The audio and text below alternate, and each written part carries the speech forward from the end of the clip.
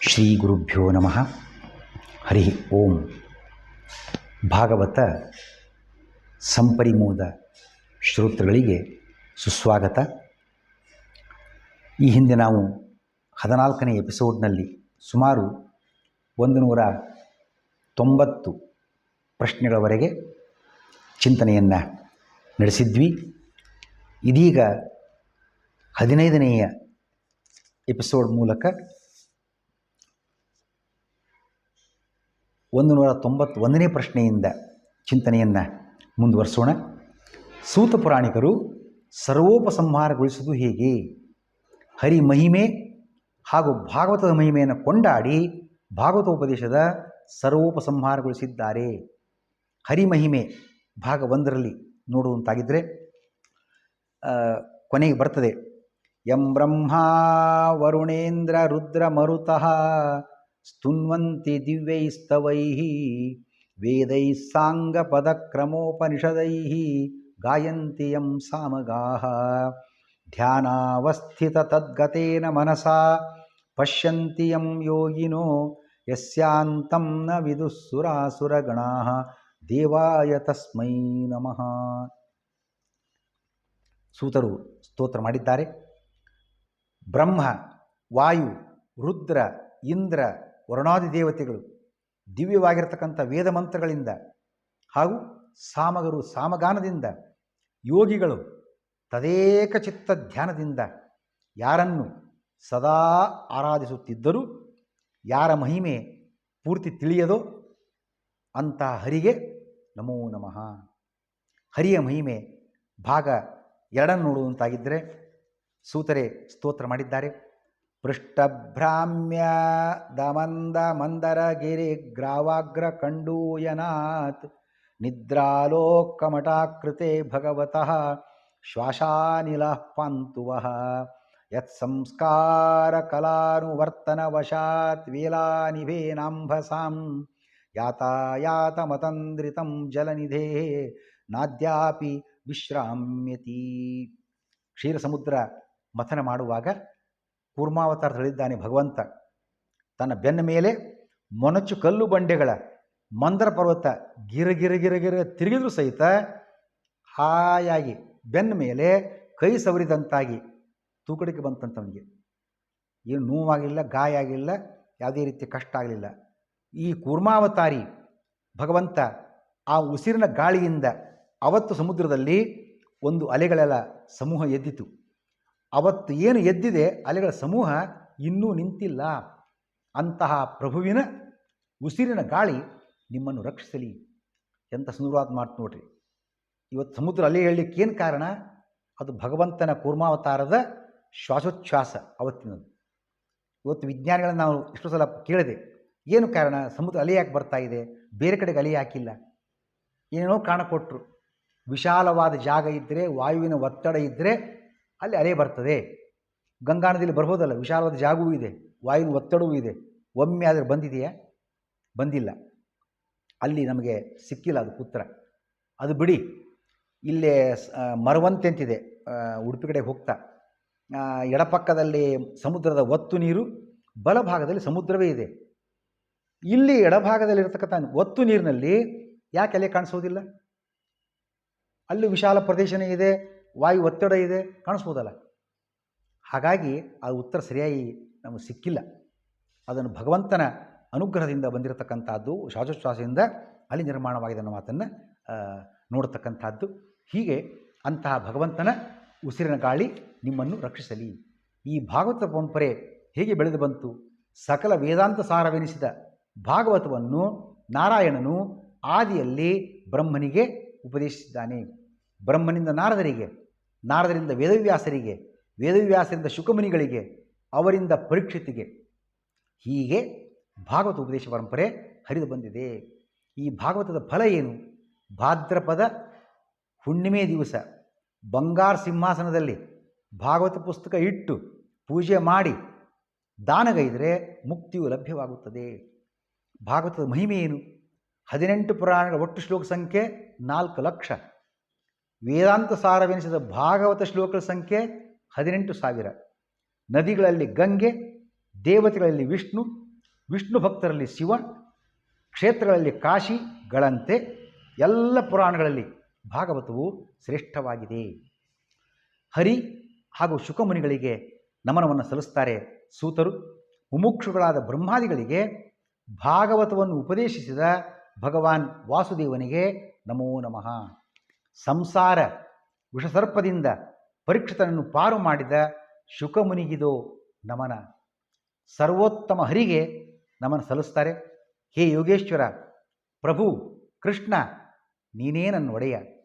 ಜನ್ಮ ಜನ್ಮಗಳಲ್ಲಿ ನಿನ್ನ ಪಾದಭಕ್ತಿಯನ್ನು ಅನುಗ್ರಹಿಸು ಪ್ರಭು ಅಂತ ಕೇಳ್ತಾರೆ.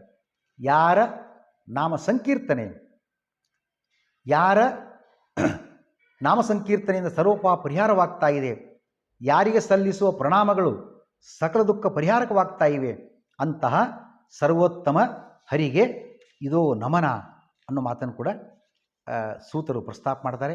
ನಾಮ ಸಂಕೀರ್ತನಂ ಯಸ್ಯ ಸರ್ವಪಾಪ ಪ್ರಣಾಶನಂ ಪ್ರಣಾಮೋ ದುಃಖ ಶಮನಃ ತಂ ನಮಾಮಿ ಹರಿಂ ಪರಂ. ಮಧ್ವರು ತಾತ್ಪರ್ಯ ಗ್ರಂಥದಲ್ಲಿ ಈ ಚಿಂತನೆಯನ್ನು ತಂದುಕೊಂಡಿದ್ದಾರೆ ಅಂತ ವಿಜಯಧ್ವಜರು ಹೇಳ್ತಾರೆ. ಸರ್ವದೋಷ ದೂರನಾಗಿರ್ತಕ್ಕಂಥವನು ಭಗವಂತ, ಸದಾ ಸರ್ವಗುಣ ಪರಿಪೂರ್ಣನಾಗಿರ್ತಕ್ಕಂಥವನು, ಪಾಪ ಪರಿಹಾರಕನು, ನನಗೆ ಅಂದರೆ ಮಧ್ವರಿಗೆ ಅತ್ಯಂತ ಪ್ರಿಯನೂ ಆಗಿರತಕ್ಕಂತಹ ನಾರಾಯಣನಿಗೆ ನಮಸ್ಕಾರ ಅಂತ ಹೇಳಿ ಭಾಗವತ ತಾತ್ಪರ್ಯ ಗ್ರಂಥವನ್ನು ಶ್ರೀಮದಾಚಾರ್ಯರು ಮಂಗಲ ಮಾಡಿದ್ದಾರೆ. ವಿಜಯಧ್ವಜ ತೀರ್ಥರು ಕೂಡ ಈ ಚಿಂತನೆಯನ್ನು ತಂದುಕೊಂಡಿದ್ದಾರೆ. ವ್ಯಾಖ್ಯಾ ಭಾಗವತಸ್ಯ ಕೃಷ್ಣ ರಚಿತ. ಅಪ್ಪ ಸ್ವಾಮಿ ಪ್ರಭೋ, ನಿನ್ನ ಒಲುಮೆಯನ್ನು ಬಯಸಿ ಭಾಗವತ ವಿವರಣೆಯ ಸೇವೆಗೈದಿದ್ದೇನೆ. ಈ ಸೇವೆಯನ್ನು ಸ್ವೀಕರಿಸಿ ಪ್ರತಿ ಜನ್ಮದಲ್ಲಿ ನನಗೆ ಪ್ರಪಂಚದಲ್ಲಿ ವೈರಾಗ್ಯ, ಹರಿಯಲ್ಲಿ ಭಕ್ತಿ, ಆನಂದ ತೀರ್ಥರ ಶಾಸ್ತ್ರಾಮೃತ ಪಾನ ಅರ್ಥಾತ್ ಹರಿಯ ಜ್ಞಾನ ಇವನ್ನು ಅನುಗ್ರಹಿಸು ನಾನು ಬೇಡ್ತೇನೆ ಅಂತ ಕೇಳಿದ್ದಾರೆ. ನಾವು ಕೂಡ ಅದನ್ನೇ ಬೇಡಬೇಕು ಭಗವಂತನ ಹತ್ತಿರ.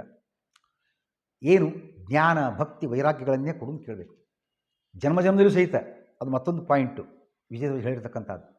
ಜನ್ಮ ಜನ್ಮದಲ್ಲೂ ನಮಗೆ ಹರಿಯ ಭಕ್ತಿ ಮತ್ತು ಜ್ಞಾನ, ಪ್ರಪಂಚ ವೈರಾಗ್ಯವನ್ನು ಕೊಡುವಂಥ ಪ್ರಾರ್ಥನೆ ಮಾಡೋಣ.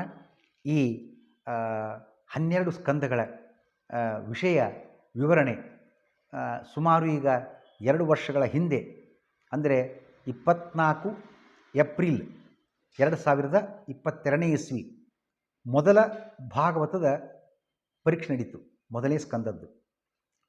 ಅದಕ್ಕೂ ಸ್ವಲ್ಪ ಆಸುಪಾಸಿನಲ್ಲೇ ಒಂದು 15-20 ದಿವಸ ಹಿಂದೆ ಮೊದಲನೇ ಸ್ಕಂದದ ಪುಸ್ತಕದ ಪ್ರಶ್ನೋತ್ತರ ರೂಪವನ್ನು ತಯಾರು ಮಾಡಿ ಅದನ್ನು ಇಲ್ಲಿಯೇ ಅಥಣಿಯಲ್ಲಿಯೇ ಭಾಗವತಾಚಾರ್ಯರ ಮನೆಯಲ್ಲಿ ಜಂಬಗಿ ಶೇಷಾಚಾರ್ಯ ಅಂತಿದ್ದರು, ಅವರ ಮಗ ಈಗ ವಾದರಾಚಾರ್ಯ ಜಂಬಗಿ ಅಂತಿದ್ದಾರೆ, ಅವ್ರ ಮನೆಯಲ್ಲಿ ಭಾಗವತ ಸಪ್ತಾಹ ಆದಾಗ ಆ ಮೊದಲನೇ ಪುಸ್ತಕದ ಹಸ್ತಪ್ರತಿ ಅಷ್ಟೇ ಇನ್ನೂ ಪ್ರಿಂಟು ಆಗಿರಲಿಲ್ಲ, ಬಿಡುಗಡೆ ಆಯಿತು. ಆಮೇಲೆ ಪರೀಕ್ಷೆ ನಡೆದಾಗ ಕೆಲವು ಶ್ರೋತೃಗಳು, ಆ ಪರೀಕ್ಷಾರ್ಥಿಗಳು ಅಪೇಕ್ಷೆ ಪಟ್ಟರು, ಇಲ್ಲ ನಮಗೆ ಮುಂದಿನ ಸ್ಕಂದ ವಿಷಯವನ್ನು ಬರೆದು ಕೊಡ್ರಿ, ನಾವು ಪರೀಕ್ಷೆ ಕಟ್ತೀವಿ ಅಂತ. ನನಗೆ ಅದೇ ಪ್ರೇರಣೆ ಸಿಕ್ಕಿತು. ಮತ್ತೆ 2ನೇ ಸ್ಕಂದ ವಿಷಯ ಸಂಗ್ರಹ ಮಾಡ್ಕೊಂಡ ಪ್ರಯತ್ನವನ್ನು ಮಾಡಿದೆ. ಅದನ್ನು ಸತ್ಯಾತ್ಮ ತೀರ್ಥರು ಅಥಣಿಗೆ ಬಂದಾಗ ಬಿಡುಗಡೆ ಮಾಡಿದರು 2022ನೇ ಇಸ್ವಿ ಜೂನ್ ತಿಂಗಳಲ್ಲಿ. ಮುಂದೆ ಅದೇ ಪ್ರೇರಣೆ ಮುಂದುವರೆದು 3ನೇ ಸ್ಕಂದ ವಿಷಯವನ್ನು ಕೂಡ ಹಾಗೆ ಹರಿಸಂಕಲ್ಪದಿಂದ, ಹರಿ ಅನುಗ್ರಹದಿಂದ, ವಾಯುದೇವರ ಅನುಗ್ರಹದಿಂದ, ಮಧ್ವವ್ಯಾಸ ಅನುಗ್ರಹದಿಂದ ಅದನ್ನು ಕೂಡ ಬರೆದು ಮುಗಿಸಿದೆ. 3ನೇ ಸ್ಕಂದ ವಿಷಯವನ್ನು ಪರಮ ಪೂಜ್ಯ ವಿಶ್ವಪ್ರಸನ್ನ ತೀರ್ಥ ಶ್ರೀಪಾದಂಗಳವರು ಪೇಜಾವರ ಮಠ ಅವರು ಅಥಣಿಗೆ ಬಂದಾಗ ಅಕ್ಟೋಬರ್ ತಿಂಗಳಲ್ಲಿ ಬಿಡುಗಡೆ ಮಾಡಿದರು. ಈಗ ಆ ಪುಸ್ತಕಗಳು ಸುಮಾರು 1, 2, 3 ಸೇರಿ ಮೊದಲನೆಯ ಸಂಪುಟವಾಗಿ ಭಾಗವತ ಪ್ರವೇಶ ಅನ್ನುವ ರೀತಿಯಲ್ಲಿ ಅದು 1ನೇ ಸಂಪುಟದಲ್ಲಿ ಹೊರಹೊಮ್ಮಿದೆ. ಹಾಗೆಯೇ 4, 5, 6 ಈ 3 ಸ್ಕಂದಗಳ ವಿಷಯ ವಿವರಣೆ ಸಂಪುಟ 2ರಲ್ಲಿ ಅದು ಬಿಡುಗಡೆಯನ್ನು ಹೊಂದಿದೆ. ಹಾಗೆಯೇ 7, 8, 9 3 ಸ್ಕಂದಗಳ ವಿಷಯ ಸಂಗ್ರಹ ಸಂಪುಟ 3ರಲ್ಲಿ ಅದು ಕೂಡ ಬಿಡುಗಡೆಯನ್ನು ಹೊಂದಿದೆ. ಮುಂದಿನ ವಿಷಯಗಳ ಸಂಗ್ರಹಣೆ ಈಗಾಗಲೇ ಆಗಿದೆ, ಪುಸ್ತಕ ಮುದ್ರಣ ಬಾಕಿ ಇದೆ ಅಷ್ಟೇ, ಅದು ಆಗಬೇಕಾಗಿದೆ. ಎಲ್ಲ ಹರಿಗುರುಗಳ ಆಶೀರ್ವಾದದಿಂದ ಅದು ಸಂಪನ್ನ ಆಗೋದರಲ್ಲಿ ಸಂದೇಹ ಇಲ್ಲ. ಪರಮ ಪೂಜ್ಯ ಶ್ರೀಪಾದಂಗಳವರು, ಸತ್ಯಾತ್ಮತೀರ್ಥ ಶ್ರೀಪಾದಂಗಳವರು ನನಗೊಂದು ಆಶೀರ್ವಚನ ಇತ್ತು, ಅನುಗ್ರಹ ಮಾಡಿದ್ದಾರೆ. ಅದು ಪುಸ್ತಕದಲ್ಲಿ ಕೂಡ ಮುದ್ರಣ ಆಗಿರತಕ್ಕಂಥದ್ದು. ಅದು ಉತ್ತರಾದಿ ಮಠದ ಲೆಟರ್ ಹೆಡ್ನಲ್ಲಿ ಕೊಟ್ಟಿರತಕ್ಕಂಥದ್ದು. ಶ್ರೀಮದ್ ಸತ್ಯಾತ್ಮತೀರ್ಥ ಶ್ರೀಪಾದಂಗಳವರ ಅನುಗ್ರಹ ಸಂದೇಶ. ಶ್ರೀಮದ್ ಭಾಗವತ ಇದು ಎಲ್ಲ ಪುರಾಣಗಳಲ್ಲಿ ಅತ್ಯಂತ ಶ್ರೇಷ್ಠವಾದ ಪುರಾಣ. ಭಗವಂತನ ಅನೇಕ ಅವತಾರಗಳು, ಲೀಲೆಗಳು, ಭಗವದ್ಭಕ್ತರ ಕಥೆಗಳು, ಚರಿತ್ರೆಗಳು, ಭಗವಂತನಿಂದ ನಡೆಯುವ ಸೃಷ್ಟ್ಯಾದಿಗಳ ಬಗ್ಗೆ ಬಹಳ ವಿಸ್ತೃತವಾಗಿ ಈ ಪುರಾಣದಲ್ಲಿ ವರ್ಣಿತವಾಗಿವೆ. ಭಗವಂತನ ಬಗ್ಗೆ ಜ್ಞಾನ ಮಾಡಿಕೊಳ್ಳಲು ಅವನ ಪಾದಕಮಲಗಳಲ್ಲಿ ಭಕ್ತಿ, ವಿಷಯಗಳಲ್ಲಿ ವಿರಕ್ತಿ ಅಭಿವೃದ್ಧಿಯಾಗಲು ಈ ಪುರಾಣದ ಅಧ್ಯಯನ ಶ್ರವಣ ಅತ್ಯಂತ ಉಪಕಾರಿ. ಶ್ರೀಮದ್ ಆನಂದತೀರ್ಥ ಭಗವತ್ಪಾದಾಚಾರ್ಯರು ಈ ಭಾಗವತಕ್ಕೆ ನಿರ್ಣಯವನ್ನು ರಚಿಸಿ ಹೇಗೆ ಈ ಪುರಾಣವನ್ನು ಅಧ್ಯಯನ ಮಾಡಬೇಕು, ಗ್ರಂಥಕರ್ತಗಳಾದ ವೇದವ್ಯಾಸದೇವರ ನಿಜವಾದ ಹಾರ್ದವೇನು ಎಂದು ತಿಳಿಸಿ ಮಹೋಪಕಾರ ಮಾಡಿದ್ದಾರೆ. ಯಾದವಾರ್ಯಾದಿ ಅನೇಕ ಜ್ಞಾನಿಗಳು ಈ ಶ್ರೀಮದ್ ಭಾಗವತದ ಅಧ್ಯಯನ, ಅಧ್ಯಾಪನ, ಶ್ರವಣ, ಮನನ, ವ್ಯಾಖ್ಯಾನಗಳಲ್ಲಿಯೇ ತಮ್ಮ ಜೀವನದ ಧನ್ಯತೆಯನ್ನು ಪಡೆದವರು. ಪ್ರಸ್ತುತ ನಮ್ಮವರೇ ಆದ ಗುರುರಾಜಾಚಾರ್ಯ ಗುಡಿಯವರು ಈ ಶ್ರೀಮದ್ ಭಾಗವತದ ಪ್ರಮೇಯಗಳನ್ನು, ಚರಿತ್ರೆಗಳನ್ನು ಪ್ರಶ್ನೋತ್ತರ ರೂಪದಲ್ಲಿ ಸಂಗ್ರಹಿಸಿ ಹೊತ್ತಿಗೆ ರೂಪದಲ್ಲಿ ಹೊರತರುತ್ತಿರುವುದು ಸಂತಸ ತಂದಿದೆ. ಜಿಜ್ಞಾಸುಗಳು ಈ ಕೃತಿಯ ಸದುಪಯೋಗವನ್ನು ಪಡೆಯಬೇಕು. ಶ್ರೀ ಗುರುರಾಜಾಚಾರ್ಯ ಗುಡಿಯವರಿಗೆ ಹಾಗೂ ಕುಟುಂಬದವರಿಗೆಲ್ಲ ನಮ್ಮ ಉಪಾಸ್ಯ ಮೂರ್ತಿ ಮೂಲ ಸೀತಾಪತಿ ಶ್ರೀ ಮೂಲರಾಮದೇವರು, ಶ್ರೀ ದಿಗ್ವಿಜಯ ರಾಮದೇವರು, ಶ್ರೀ ವೇದವ್ಯಾಸ ದೇವರು, ಶ್ರೀ ವಂಶರಾಮದೇವರು, ಶ್ರೀ ಪ್ರಸನ್ನ ವಿಠಲದೇವರು ಇತೋಪಿ ಅತಿಶಯ ಜ್ಞಾನ, ಭಕ್ತಿ, ವಿರಕ್ತಿಗಳನ್ನು ದಯಪಾಲಿಸಿ ಇಂತಹ ಅನೇಕ ಕಾರ್ಯಗಳನ್ನು ಅವರಿಂದ ಮಾಡಿಸಲೆಂದು ಪ್ರಾರ್ಥಿಸುತ್ತೇವೆ. ಇತಿ ನಾರಾಯಣ ಸ್ಮರಣೆಗಳು. ಶ್ರೀಮತ್ ಸತ್ಯಾತ್ಮತೀರ್ಥ ಶ್ರೀಪಾದಾಹ ಉತ್ತರಾದಿ ಮಠ. ಅದರ ಚಿತ್ರವನ್ನು ಕೂಡ ತಾವಿಲ್ಲಿ ನೋಡಬಹುದು. ಪುಸ್ತಕದಲ್ಲಿ ಅದನ್ನು ಪ್ರಕಟ ಮಾಡಿದೆ. ಅದರಂತೆ ಪರಮ ಪೂಜ್ಯ ಪೇಜಾವರ ಶ್ರೀಪಾದನವರು ಕೂಡ ಆಗಲೇ ಹೇಳಿದಂತೆಯೇ ಎರಡನೆಯ ಮೂರನೇ ಸ್ಕಂದ ವಿಷಯವನ್ನು ಅವರು ಬಿಡುಗಡೆ ಮಾಡಿದರು. ಅವರು ಕೂಡ ಅನುಗ್ರಹ ಸಂದೇಶವನ್ನು ಕೊಟ್ಟು ಆಶೀರ್ವಾದ ಮಾಡಿದ್ದಾರೆ. ಅವರ ಸಂದೇಶವನ್ನು ತಮ್ಮ ಮುಂದೆ ಪ್ರಸ್ತುತಪಡಿಸ್ತಾ ಇದ್ದೀನಿ. ಅದು ಕೂಡ ಪುಸ್ತಕದಲ್ಲಿ ಪ್ರಿಂಟ್ ಆಗಿದೆ. ಅಥಣಿಯಲ್ಲಿ ನೆಲೆಸಿರುವ ಶ್ರೀಯುತ ಗುರುರಾಜ್ ಗುಡಿ ಅವರು ನಮ್ಮ ಗುರುಗಳಲ್ಲಿ 13 ವರ್ಷಗಳ ಕಾಲ ಸುಧಾಂತ ಅಧ್ಯಯನವನ್ನು ಮಾಡಿ ಒಬ್ಬ ಸಾಧಕ ಪುರುಷನ ಬದುಕು ತಪಸ್ಸಾಗಿರಬೇಕಂತೆ. ಹಾಗೆ ಗುಡಿಯವರು ಪಾಠ ಪ್ರವಚನಗಳ ಮೂಲಕ ಬದುಕನ್ನೇ ತಪಸ್ಸನ್ನಾಗಿ ಮಾಡಿಕೊಂಡು ದೊಡ್ಡ ಸಾಧನೆಯನ್ನು ಮಾಡುತ್ತಿದ್ದಾರೆ. ನಾವು ಪ್ರತ್ಯಕ್ಷವಾಗಿ ಕಂಡೆವು.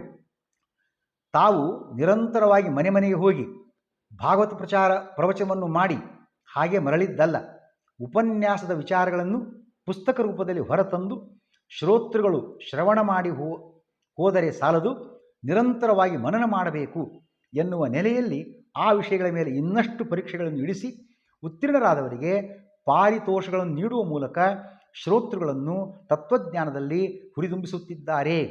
ನಾವೇ ಕಣ್ಣಾರೆ ಕಂಡಿರುವಂತೆ ನಾನಾ ರಾಜ್ಯದ ಸಾಧಕರು ಈ ಪರೀಕ್ಷೆಯಲ್ಲಿ ಪಾಲ್ಗೊಂಡು ಉತ್ತೀರ್ಣರಾಗಿದ್ದಾರೆ. ಹಾಗಾಗಿ ಇದೊಂದು ಅಪೂರ್ವವಾದ ಪ್ರಯತ್ನ. ಇದರ ಮೂಲಕ ಅನೇಕ ಜಿಜ್ಞಾಸುಗಳಿಗೆ, ಸಾಧಕ ಪುರುಷರಿಗೆ ಗುರುರಾಜ ಗುಡಿಯವರು ಉತ್ತೇಜನ ನೀಡುತ್ತಿದ್ದಾರೆ. ಅವರ ಈ ಪ್ರಯತ್ನವನ್ನು ನಾವು ಹೃತ್ಪೂರ್ವಕವಾಗಿ ಅಭಿನಂದಿಸುತ್ತಿದ್ದೇವೆ. ಸಾಧನೆ ಮಾಡುವ ವ್ಯಕ್ತಿಗಳಿಗೆ ಶ್ರೀಯುತ ಗುರುರಾಜ ಗುಡಿಯವರ ಈ ಪ್ರಯತ್ನ ದಾರಿದೀಪವಾಗಿದೆ. ಈ ದಿಶೆಯಲ್ಲಿ ನಾವೂ ಕಾರ್ಯಪ್ರವೃತ್ತವಾಗಬೇಕು ಎನ್ನುವ ಮಾರ್ಗದರ್ಶನವನ್ನು ನೀಡುತ್ತಿದೆ. ಆದ್ದರಿಂದ ನಾವು ಗುರುರಾಜ ಗುಡಿಯವರನ್ನು ಹಾಗೂ ಅವರ ಸಾರ್ಥಕವಾದ ಪ್ರಯತ್ನವನ್ನು ಅಭಿನಂದಿಸುತ್ತಾ ಅವರಿಂದ ಇತೋಪ್ಯತಿಶಯವಾಗಿ ಸಾಧನೆ ಮುಂದೆಯೂ ನಡೆಯಲಿ, ಸಾಧಕ ವರ್ಗಕ್ಕೆ ಇನ್ನಷ್ಟು ಅನುಕೂಲವಾಗಲಿ, ಶ್ರೀಹರಿ ಗುರುಗಳ ಶ್ರೀರಕ್ಷೆ ಇವರ ಮೇಲಿರಲಿ ಎಂದು ಪ್ರಾರ್ಥಿಸುತ್ತೇವೆ. ಇದು ಸಪ್ರೇಮ ನಾರಾಯಣ ಸ್ಮರಣೆಗಳು. ಶ್ರೀ ವಿಶ್ವಪ್ರಸನ್ನ ತೀರ್ಥರ ಸಹಿ ಇರತಕ್ಕಂಥದ್ದು. ಅದರ ಫೋಟೋವನ್ನು ಕೂಡ ತಾವು ನೋಡಬಹುದು. ಹೀಗೆ ಉಭಯ ಶ್ರೀಪಾದಂಗಳವರು ಅನುಗ್ರಹವನ್ನು ಮಾಡಿದ್ದಾರೆ.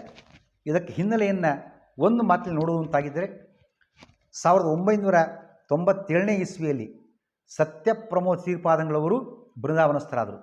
ನಾನು ಅದೇ ವರ್ಷ ಅಥಣಿಯ ರಾಯರ ಮಠದಲ್ಲಿ ಈ ಭಾಗ ಸಪ್ತಾಹವನ್ನು ಪ್ರಾರಂಭ ಮಾಡಿದೆ.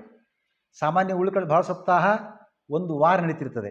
ಅಥಣಿಯಲ್ಲಿ ಹಾಗಲ್ಲ, 15 ದಿವಸ, ಕಾರ್ತಿಕ ಮಾಸ ಪಾಡ್ಯದಿಂದ ಪ್ರಾರಂಭ ಮಾಡಿ ಹುಣ್ಣಿಮೆಯವರೆಗೆ 15 ದಿವಸ. ಬೆಳಿಗ್ಗೆ ಪಾರಾಯಣ, ಸಾಯಂಕಾಲ ಅನುವಾದ, ರಾತ್ರಿಯೇ ಊಟ, ಈ ಕ್ರಮ ಅದು. ಹೀಗೆ 25 ವರ್ಷ ಆಯಿತು. ಮೊನ್ನೆ 21ನೇ ಇಸ್ವಿಗೆ ನನಗೊಂದು ಏನೂ ಯೋಚನೆ ಬಂತು. ಗುರುಗಳ ಪ್ರೇರಣೆಯಿಂದ ರಜತ ಮಹೋತ್ಸವ ಯಾಕೆ ಮಾಡಬಾರ್ದು?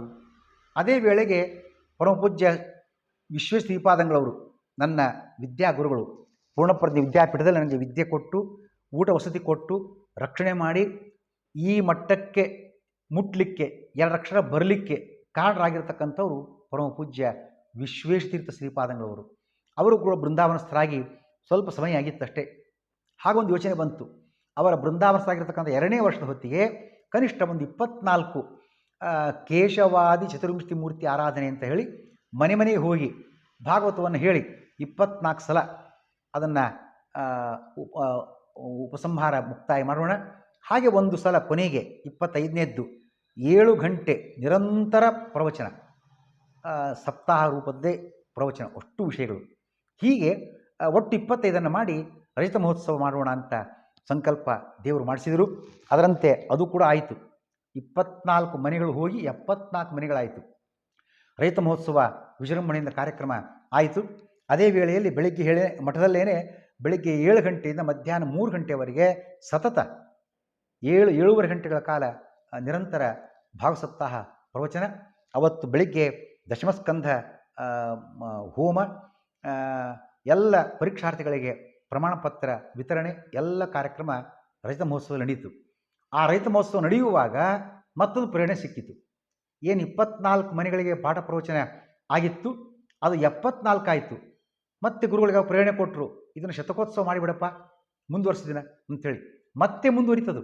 ಬಾಗಲಕೋಟೆಯಲ್ಲಿ, ಬೆಳಗಾಂನಲ್ಲಿ, ಬಿಜಾಪುರದಲ್ಲಿ, ಅಥಣಿ ಸುತ್ತಮುತ್ತಿನ ಹಳ್ಳಿಗಳಲ್ಲಿ, ಉಗಾರ ಇರ್ಬೋದು, ನದಿ ಇಂಗಳಗಾಮಿ ಇರ್ಬೋದು, ಸತ್ತಿ, ಆಮೇಲೆ ಸೌದಿ, ಹೀಗೆಲ್ಲ ಅದು 100 ದಾಟಿತು, 100ರ ಗಡಿ ದಾಟಿತು, ಶತಕೋತ್ಸವ ಆಯಿತು. ಈಗ ಸುಮಾರು ಆ ಅವಧಿಯಿಂದ ಈ ಅವಧಿವರೆಗೆ 200 ಗಡಿ ದಾಟಿದೆ. ಹಾಗಾಗಿ ಈ ಭಾಗವತ ಮನೆ ಮನೆಗೆ ಭಾಗವತ, ಇದು 200ರ ಗಡಿ ದಾಟಿರತಕ್ಕಂಥದ್ದು. ಇದು ಭಾಗವತ ಮನೆ ಮನೆಗೆ ಆಗಬೇಕು ಅಂತ ಒಂದು ಯೋಚನೆ ಬಂತು. ಆನಂತರ ಮನಕ್ಕೆ ಭಾಗವತ ಆಗಬೇಕು ಅಂತ ಒಂದು ಯೋಚನೆ ಬಂತು. ಆಗಲೇ ನಮ್ಮ ಗುರುಗಳು ವಿಶ್ವಪ್ರಸನ್ನರು ಹೇಳಿದಂತೆಯೇ ಪುಸ್ತಕ ರೂಪದಲ್ಲಿ ಅದನ್ನು ಪ್ರಶ್ನೋತ್ತರ ಸಂಗ್ರಹವನ್ನು ಮಾಡಿಕೊಂಡು ಮಕ್ಕಳಿಗೆ ಅಥವಾ ಶ್ರೋತೃಗಳಿಗೆ ಅಥವಾ ಪರೀಕ್ಷಾರ್ಥಿಗಳು ಹಂಚತಕ್ಕಂಥದ್ದು, ಪರೀಕ್ಷೆ ನಡೆಸಿ ಅವರಿಂದ ಜ್ಞಾನ ಸಂಪಾದನೆಯ ಪ್ರಯತ್ನ ಮಾಡಬೇಕು. ಮನೆ ಮನೆಗೆ ಮುಟ್ಟಬೇಕಿದು, ಮನಕ್ಕೆ ಮುಟ್ಟಬೇಕು ಅನ್ನೋ ವಿಚಾರವನ್ನು ಇಟ್ಟುಕೊಂಡು ಆ ಪ್ರಯತ್ನವನ್ನು ಕೂಡ ಮಾಡಿದ್ದಾಯಿತು. ಹಾಗಾಗಿ ಅದರಂತೆ ಕೆಲವರು ಹೇಳಿದರು, ಪಾಠ ನೀವು ಪುಸ್ತಕ ಬರೆದಿರಿ, ಇನ್ನಷ್ಟು ವಿವರಣೆ ಬೇಕಾಗ್ತದೆ ಅಂತ.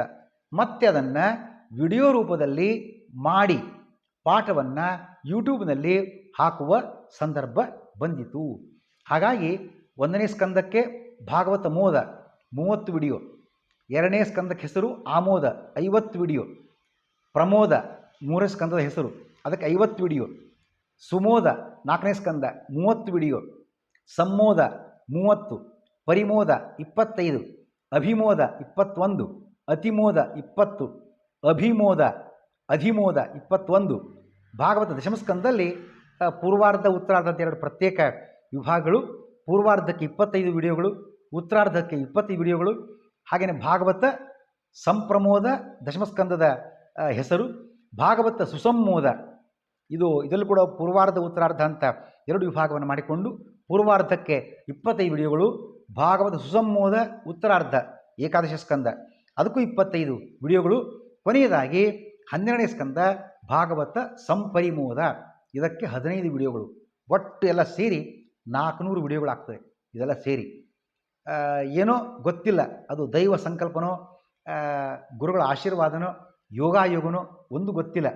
ನೋಡಿ, ಮನೆ ಮನೆಗೆ ಭಾಗವತ ಆಗಿರ್ತಕ್ಕಂಥದ್ದು 200, ಅದರ ದುಪ್ಪಟ್ಟು ವಿಡಿಯೋಗಳಾಯಿತು 400. ಈ 200 ಮನೆ ಮನೆಗೆ ಭಾಗವತದ್ದು 3 ಪಟ್ಟು ಅಂದರೆ 600ರಷ್ಟು ಇವತ್ತು ಮನೆ ಮನೆಗೆ ಮುಟ್ಟಿದೆ. ಅಂದರೆ ಪರೀಕ್ಷಾರ್ಥಿಗಳ ಮನೆಗೆ ಈ ಭಾಗವತ ಪುಸ್ತಕ ಮುಟ್ಟಿದೆ. ಭಾಗವತ ಪರೀಕ್ಷೆ ಬರಿತಾ ಇದ್ದಾರೆ. ಆ ಭಾಗವತ ಪರೀಕ್ಷೆ ಬರೀತಕ್ಕಂಥದ್ದು ಆಗಲೇ ಶುಕಾಚಾರ್ಯರು ಭಾಗವತ ಹೇಳುವಾಗ, ಅದರ ಮಹಿಮೆಯನ್ನು ಹೇಳುವಾಗ ಸೂತರು ಹೇಳಿದರು, ಇದನ್ನು ಕುರುಕ್ಷೇತ್ರದಲ್ಲಿ, ಬದರಿಯಲ್ಲಿ, ಕಾಶಿಯಲ್ಲಿ, ದ್ವಾರಕಾದಲ್ಲಿ ವಿಶೇಷ ಅಧ್ಯಯನ ಮಾಡಿದಾಗ ವಿಶೇಷ ಫಲ ಅಂತ. ಇವತ್ತು ಪರೀಕ್ಷಾರ್ಥಿಗಳು ದ್ವಾರಕಾ ಇರತಕ್ಕಂಥ ಗುಜರಾತ್ನಿಂದ ಪರೀಕ್ಷೆ ಬರಿತಾ ಇದ್ದಾರೆ, ದಿಲ್ಲಿಯಿಂದ ಬರಿತಾ ಇದ್ದಾರೆ, ಹಸ್ತಿನಾವತಿ ದಿಲ್ಲಿಯಿಂದ ಪರೀಕ್ಷೆ ಬರಿತಾ ಇದ್ದಾರೆ. ಹಾಗೆ ಅಬ್ರಾಡ್ ಅಮೇರಿಕಾದಿಂದಲೂ ಕೂಡ ಬರಿತಾ ಇದ್ದಾರೆ. ಹೀಗೆ ಆನ್ಲೈನ್ನಲ್ಲಿ ಕೆಲವರು ಪರೀಕ್ಷಾ ಸೆಂಟರ್ಗಳು ಸುಮಾರು ಒಂದು 25ಕ್ಕೂ ಹೆಚ್ಚಿದೆ. ಎಲ್ಲ ಜನರಿಗೂ 600ಕ್ಕೂ ಹೆಚ್ಚು. ಹಾಗಾಗಿ 200 ಮನೆ ಮನೆಗೆ ಭಾಗವತ, ದ್ವಿಶತಕ ಅದಾಯಿತು, 400 ವಿಡಿಯೋಗಳಾಯಿತು, ಅದರ ದುಪ್ಪಟ್ಟು, ಅದರ ಮತ್ತೊಂದು ಪಟ್ಟು ಹೆಚ್ಚು 600 ಮನೆ ಮನೆಗೆ ಪರೀಕ್ಷಾರ್ಥಿಗಳಿಗೆ ಇವು ತಲುಪಿರತಕ್ಕಂಥದ್ದು. ಹೀಗೆ ಒಟ್ಟು ಈ ಸಂಖ್ಯೆ ಸೇರಿದರೆ 200 ಮನೆ ಮನೆಗೆ ಭಾಗವತ, 400 ವಿಡಿಯೋ, 4 2 600 ಆಯಿತು, 600 ಪರೀಕ್ಷಾರ್ಥಿಗಳು 1200 ಆಯಿತು. ದ್ವಾದಶ ಸ್ಕಂದ ಈ 1200 ಸಂಖ್ಯೆಯ ಮೂಲಕ ಅಷ್ಟು ಚಿಂತನೆಯನ್ನು ಭಗವಂತ ನಡೆಸಿದ್ದಾನೆ. ಇದಕ್ಕೆ ಕಾರಣಕರ್ತರು ತಾವೆಲ್ಲ ಶ್ರೋತೃಗಳು, ಪರೀಕ್ಷಾರ್ಥಿಗಳು, ದಾನಿಗಳು ಇದ್ದಾರೆ, ನನ್ನ ಹುರಿದುಂಬಿಸಿರ್ತಕ್ಕಂತಹ ಎಲ್ಲರೂ ಇದ್ದಾರೆ. ವಿಶೇಷವಾಗಿ ಹರಿವಾಯುಗಳು, ಆ ವೇದವ್ಯಾಸದೇವರ ಮಧ್ವರ ಅನುಗ್ರಹ ಆಗದೇ ಇದ್ದರೆ, ನನಗೆ ಆರಾಮ ಉಳಿದೇ ಇದ್ದರೆ ಏನು ಮಾಡ್ತಿದ್ದೆ ನಾನು? ಆಗ್ತಿದ್ದಿಲ್ಲ. ಅವರೇ ನಿಂತು ಪ್ರೇರಣೆ ಕೊಟ್ಟು ಅಲ್ಪಾವಧಿಯಲ್ಲಿ ಆಗ ಹೇಳಿದಂತಾನೆ ಏಪ್ರಿಲ್ 2022ನೇ ಇಸ್ವಿ 24ಕ್ಕೆ ಮೊದಲನೇ ಪರೀಕ್ಷೆ ಪ್ರಾರಂಭ ಆಗಿತ್ತು. ಇನ್ನು ಏಪ್ರಿಲ್ 24ನೇ ಇಸ್ವಿ ಬಂದಿಲ್ಲ. ನಾವು 24ನೇ ಇಸ್ವಿ ಜನವರಿ ತಿಂಗಳಲ್ಲಿದ್ದೇವೆ. ಇವತ್ತು 19ನೇ ತಾರೀಕು. 2 ವರ್ಷ ಅವಧಿ ಒಳಗಾಗಿ ದ್ವಿಶತಕ ಮನೆ ಮನೆಗೆ ಭಾಗವತ, 400 ವಿಡಿಯೋಗಳು, 600 ಪರೀಕ್ಷೆಗಳನ್ನು ತಲುಪತಕ್ಕಂಥದ್ದು, ಅಲ್ಪಾವಧಿಯಲ್ಲಿ ಅದನ್ನು ಕೈಗೂಡಿಸಿರ್ತಕ್ಕಂಥದ್ದು ಶ್ರೇಯಸ್ಸು ಆ ಮುಖ್ಯಪ್ರಾಣ ದೇವರಿಗೆ, ವೇದವ್ಯಾಸರಿಗೆ ಸಲ್ಲಬೇಕಾಗಿದೆ. ಅವರೇ ಆರೋಗ್ಯ ಕೊಟ್ಟಿದ್ದಿಲ್ಲ ಅಂದರೆ, ನನ್ನ ಆಯುಷ್ಯವನ್ನು ಮುಕ್ತಾಯ ಮಾಡಿದ್ದರೆ ಆಗ್ತಿತ್ತ?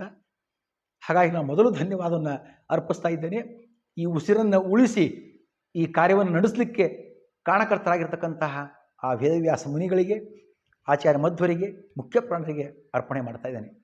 ಹಾಗೆಯೇ ನಮ್ಮ ಗುರುಗಳಾಗಿರ್ತಕ್ಕಂತಹ ಸತ್ಯಪ್ರಮತೀರ್ಥ ಶ್ರೀಪಾದಂಗಳವರು, ಪೇಜಾವರ ಮಠದ ಶ್ರೀ ವಿಶ್ವೇಶ್ವರ ಶ್ರೀಪಾದಂಗಳವರು, ಹಿರಿಯ ಶ್ರೀಪಾದಂಗಳವರು, ಪ್ರಸ್ತುತ ವಿರಾಜಮಾನರಾಗಿರ್ತಕ್ಕಂತಹ ಉತ್ತರಾದಿ ಮಠಾಧೀಶರಾಗಿರ್ತಕ್ಕಂತಹ ಸತ್ಯಾತ್ಮತೀರ್ಥ ಶ್ರೀಪಾದಂಗಳವರು, ಹಾಗೆಯೇ ಪ್ರಸ್ತುತ ಪೇಜಾವರ ಮಠದ ವಿರಾಜಮಾನರಾಗಿರ್ತಕ್ಕಂಥ ಶ್ರೀ ವಿಶ್ವಪ್ರಸಿದ್ಧ ಶ್ರೀಪಾದಂಗಳವರು, ಇವರ ಕರುಣೆಯನ್ನು ಕೂಡ ನಾನು ನೆನೀತಾ ಇದ್ದೇನೆ. ಅವರ ಆಶೀರ್ವಾದದಿಂದ ಈ ಕಾರ್ಯ ಸಂಪನ್ನವಾಗಿದೆ. ಎಲ್ಲರ ಜ್ಞಾನಿಗಳಿಗೆ ಎಲ್ಲರಿಗೂ ಕೂಡ ಈ ವೇದವ್ಯಾಸದೇವರ ಅನುಗ್ರಹವನ್ನು ಉಂಟು ಮಾಡಲಿ. ನನಗೂ ಕೂಡ ಪುನರಧ್ಯಯನ ಮಾಡ್ತಕ್ಕಂಥ ಒಂದು ಪ್ರಯತ್ನ ಈ ಮೂಲಕ ನಡೆದು ಬಂತು. ಆ ಗುರುಗಳ ಅನುಗ್ರಹದಿಂದ ಈ ಕಾರ್ಯ ಸಂಪನ್ನ ಆಗಿದೆ. ಇದರಲ್ಲಿ ಯಾರ್ಯಾರು ಪಾಲ್ಗೊಂಡಿದ್ದಾರೆ ಪ್ರತ್ಯಕ್ಷವಾಗಿ ಪರೋಕ್ಷವಾಗಿ ಎಲ್ಲರಿಗೂ ಕೂಡ ಭೂಯಿಷ್ಠಾಂತೆ ನಮ ಉಕ್ತಿಂಬಿಧೇವ ಒಂದು ಅತ್ಯಂತ ಕೃತಜ್ಞತಾಪೂರ್ವಕ ನಮಸ್ಕಾರವನ್ನು ಹೇಳ್ತೇನೆ. ಎಲ್ಲ ಪರೀಕ್ಷಾರ್ಥಿಗಳು ಇರ್ಬೋದು, ಶ್ರೋತೃಗಳು ಇರ್ಬೋದು, ಎಲ್ಲರೂ ಪ್ರೋತ್ಸಾಹ ಕೊಟ್ಟಿದ್ದಾರೆ ಒಂದಲ್ಲ ಒಂದು ರೂಪದಿಂದ. ಎಲ್ಲರಿಗೂ ಈ ಮೂಲಕ ಕೃತಜ್ಞತೆಯನ್ನು ಅರ್ಪಿಸ್ತೇನೆ. ಆ ವೇದವ್ಯಾಸ ಮಧ್ವರು, ಆ ಗೋಪಾಲಕೃಷ್ಣ ಎಲ್ಲ ಶ್ರೋತೃಗಳಿಗೆ, ಭಕ್ತರಿಗೆ, ಎಲ್ಲ ಭಕ್ತರಿಗೆ, ಭಾಗವತರಿಗೆ ಅನುಗ್ರಹವನ್ನು ಮಾಡಲಿ.